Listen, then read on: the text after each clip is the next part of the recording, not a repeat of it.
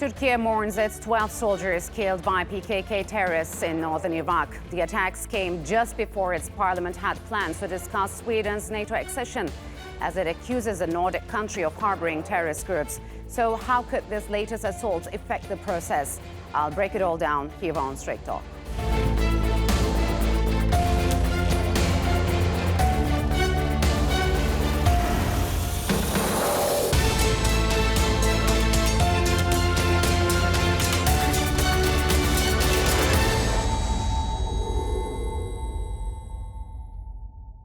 Hello and welcome to Straight Talk. I'm Ayşe Süberker. Two separate attacks on Turkish bases in northern Iraq killed 12 of its soldiers.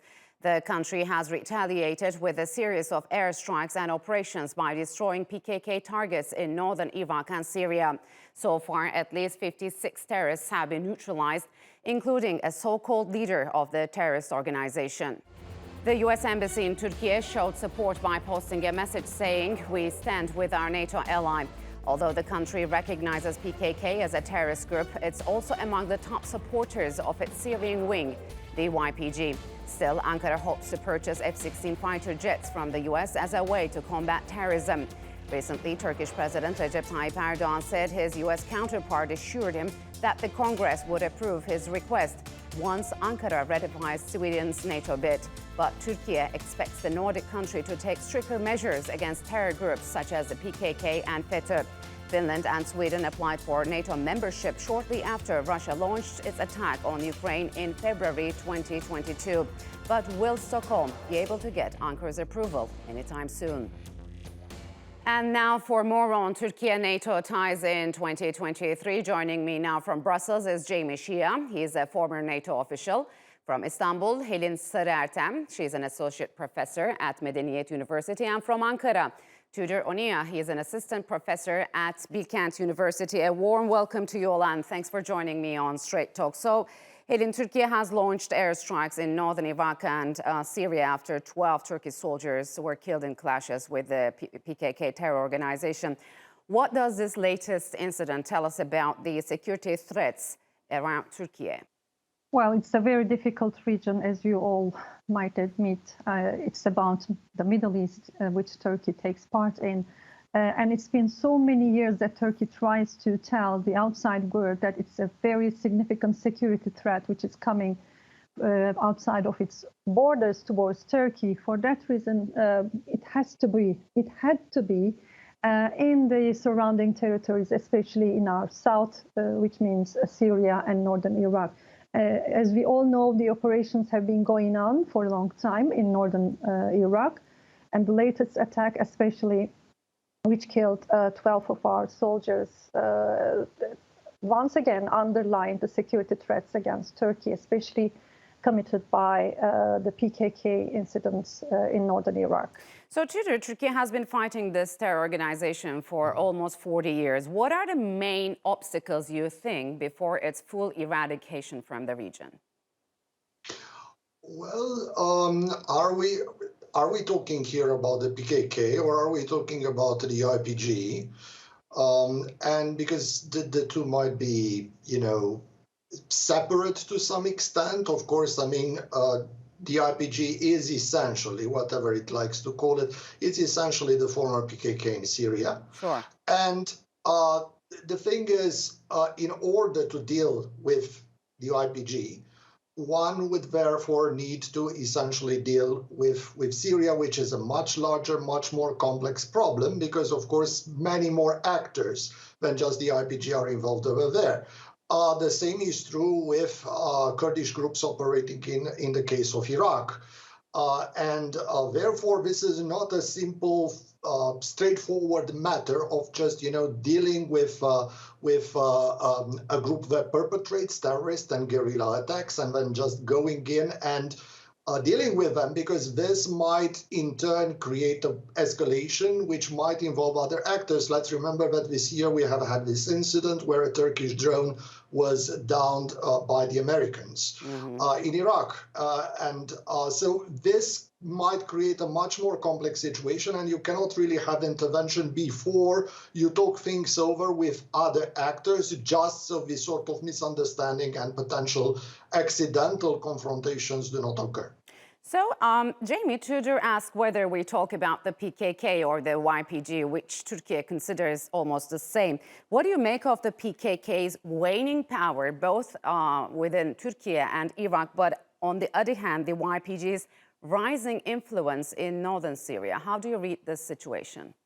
Well, I think anything that leads to a weakening of the PKK, both in Iraq and Syria and internationally, is good news, because it's not just Turkey, but it's the United States, it's NATO allies, the EU, that all recognize the PKK as a terrorist organization. And as we will talk, no doubt, later, when we talk about Sweden and Turkey and Sweden's NATO membership, European countries, Sweden and Finland in particular, have certainly tightened up their counterterrorism legislation at the behest of Turkey. So I think we're much better aligned on the PKK than we have been for some years. Kurdish elements, particularly in northern Syria, is a more complicated issue, of course, because allies are also looking to those forces to control some of the ISIS camps that are still there. And indeed, the Turkish strike in northern Syria yesterday and in Iraq, although perfectly legitimate in terms of self-defense, I understand that one of the strikes did sort of fall very closely to the Alanya camp, where many ISIS fighters are still being held. So I think as we go into 2024, it clearly shows that when it comes to the remnants of ISIS and the general handling of the YPG, we need to step up the dialogue between the United States, the EU and Turkey, and try to have the same alignment on that issue as we've managed to achieve on the PKK. So, Helin, what's the main difference between the two allies? I'm talking about the United States and Turkey when it comes to the presence of the YPG terror organization in northern Syria. I mean, as Jamie just mentioned, is it still relevant that the YPG is being beefed up by the US for its fight against Daesh? That's totally correct, Ayşe, because the United States unfortunately continues to give full support to YPG. And to a certain extent, it also refuses the idea that it is directly connected to the PKK. For that reason, I think we should underline that the two allies, especially which take part in the NATO alliance for such a long years, for such a long time, the United States and Turkey unfortunately cannot understand each other. It's like being lost in translation. Unfortunately, the United States closes its eyes, turns a blind eye towards Turkey's security concerns regarding the PKK-YPG issue, and it prefers to focus on the ISIS issue, which is, I do admit, it's a significant issue for the region, for the security of Syria and Iraq, as well as the security of Europe and the United States. However, I think these two issues should not be mixed up to a certain extent. They have to be separated from each other.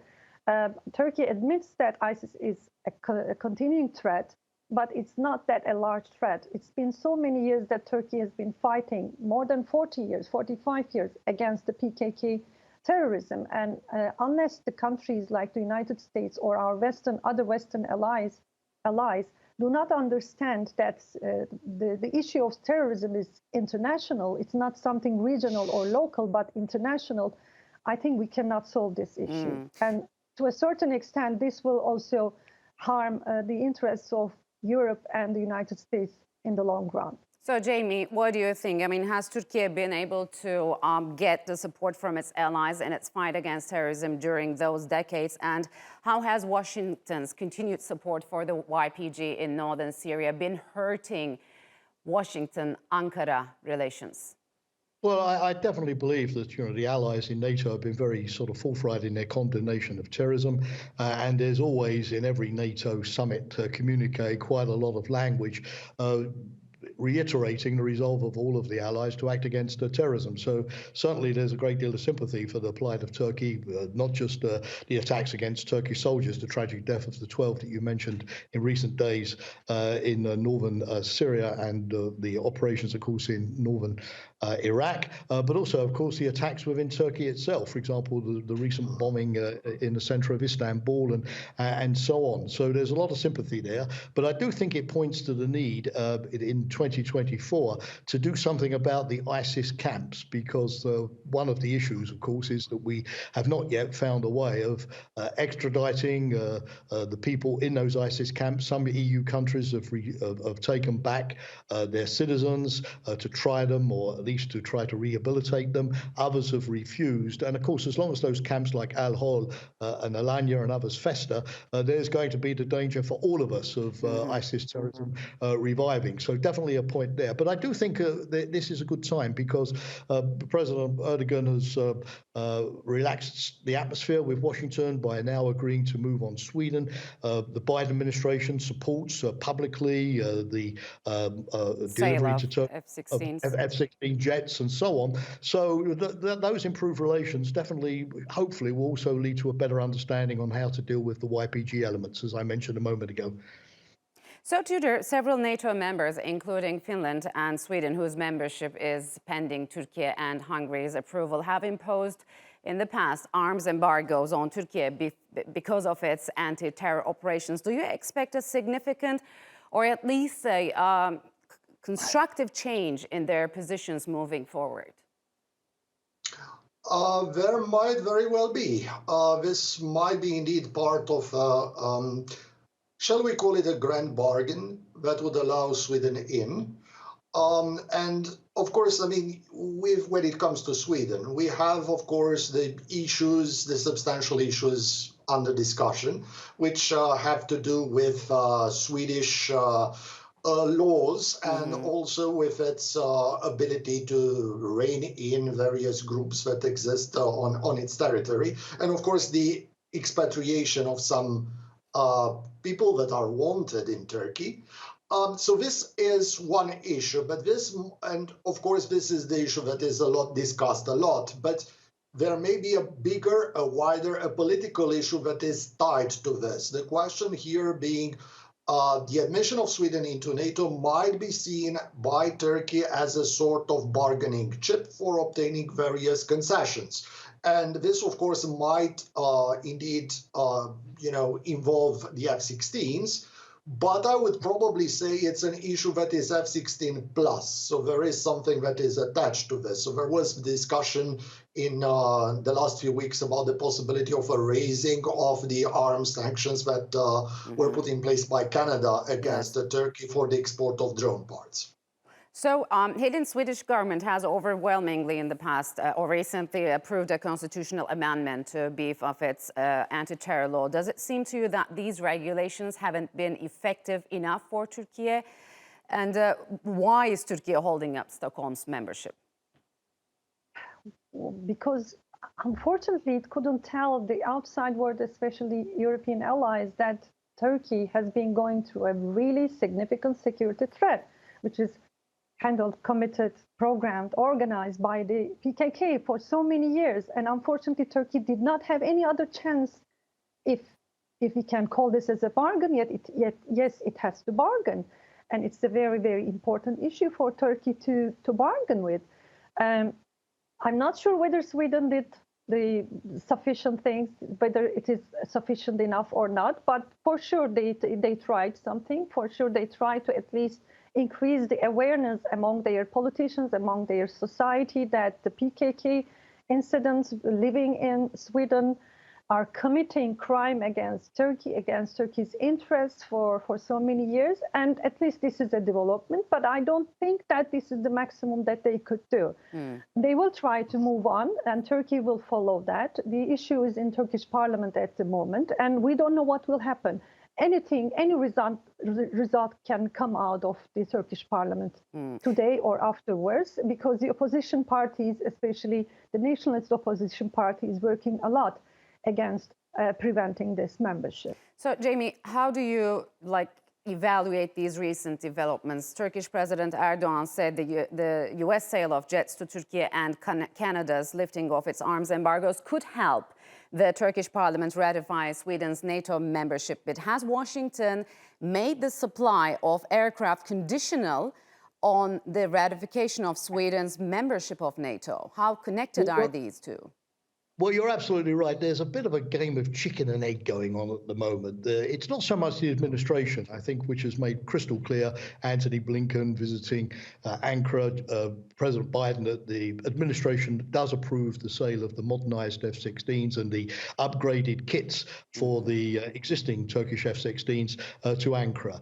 The issue is with Congress, and the chicken and egg seems to be that, some Republicans in Congress are saying, first of all, Turkey, ratify through your Parliament Sweden's membership of NATO, then we'll discuss F-16s. So President Erdogan is taking it the other way. No. First of all, I want the congressional approval of the sale, and then I'll move on Sweden. So I think when both parliaments come back from their Christmas, New Year recess in January, trying to get this aligned is going to be crystal clear. On the other hand, President Erdogan at the last NATO summit in Vilnius back in July did give his word, which is important, that he was now prepared to move on the ratification of Sweden. He did keep his word by putting it in the parliament. It's with the Foreign Affairs Committee, then goes to the plenary. Sweden has done a lot, and the fact that Turkey is talking more about Canada and arms embargoes and F-16 suggests now that President Erdogan may be not totally satisfied with Sweden, but feels that Sweden has done enough. So I think it's going to be important for President Erdogan standing in NATO that he also shows that he's a man of his word. But that begs the question, Jamie, could Biden administration convince the Congress for the sale of F-16s to Turkey under these circumstances? Well, yes. I mean, the fact that Sweden's ratification is now with the Foreign Affairs Committee means the process has started. It's already been taken up. We could have a vote very quickly in January. I think the fact that it comes out of the Foreign Affairs Committee would mean that the approval by the plenary would be more or less automatic. So this could be done quickly, and that would really, I think, unlock the F-16s deal, which is largely in the pipeline already. So, Helin, we've been talking about anti-Turkey sentiment in the Congress. Could the latest rapprochement between Turkey and Greece, for example, cause lawmakers in Washington to reconsider their positions towards Turkey? Well, maybe to a certain extent, but this won't be totally game-changing in my point of view. This is something important, especially for the Greek lobby in Washington, in the Congress. However, there are also other lobbies who from time to time work against Turkey's interests. For that reason, I don't think that this is a guarantee, at least, to say that this would create a huge rapprochement between the two sides. This might be, it can create a positive impact, either big or small. But at the same time, there are other things, there are other subjects that many groups in Washington are working against Turkey. This is a matter of trust, in my point of view. This is a matter of trust in between all NATO members, and especially in between Turkey and the United States. And unfortunately, the security issue regarding the PKK terrorism has been such a chronic issue between Turkey and the United States in terms of the future of its relations, their relations. So, Tudor, Turkey also wants to buy 40 Eurofighter Typhoon jets if the F-16 deal doesn't go through. What's the latest on that? Well, that's a very interesting development, right? Because, normally if the F-16 deal goes through, you don't really need the Eurofighters. They are redundant, if anything. But the idea here would be that, the Eurofighters create a sort of another option, another alternative that Turkey has. And it might be a play in order, to show the United States, okay, even if you're pressuring us on Sweden, even if you're just preparing to give us the F-16 and nothing more, we might say, we are not satisfied. We really want more out of this bargain, out of this deal, and we might explore this alternative. It seems, however, that this in turn, has run into some issues. This is, by the way, the Eurofighter is a program that, is working between the United Kingdom and Germany and Italy. And I understand the United Kingdom and Italy don't have problems with selling Eurofighters, but the Germany might, and it might have some conditions of its own. Yes, Germany is openly opposed to the sale of these jets to Ankara. So, Jamie, why is that? And how is that hurting Ankara's relations with its military allies? I think it's good that Turkey is also trying to buy the Eurofighter jet, and I really hope that the Eurofighter consortium will approve this cooperation, because I think it's also very important in view of NATO and its new role in collective defense to bring the Turkish armaments industry, Turkey's considerable science and technology industrial base, closer to that of European countries with more joint consortia. For example, bring Turkey into the European Defence Agency as well, which has been a long-standing issue. So whether or not these Eurofighters are really necessary given the F-16 procurement, that's something we can discuss. But anything, I think, which brings Turkey into these major industrial programs with its allies is a way of integrating Turkey into the West, into the EU. And therefore, I think it has a long-term value well beyond the sort of 60-odd jets that might be initially on offer. And I hope that the Germans will see the great opportunity here and not get bogged down, as in the US Congress or other parliaments, in domestic political considerations. This is a real strategic opportunity. So, Helin, how deep do rifts among major NATO allies like the US, Germany, France, Greece, and Turkey run? I mean, how much of it is this political?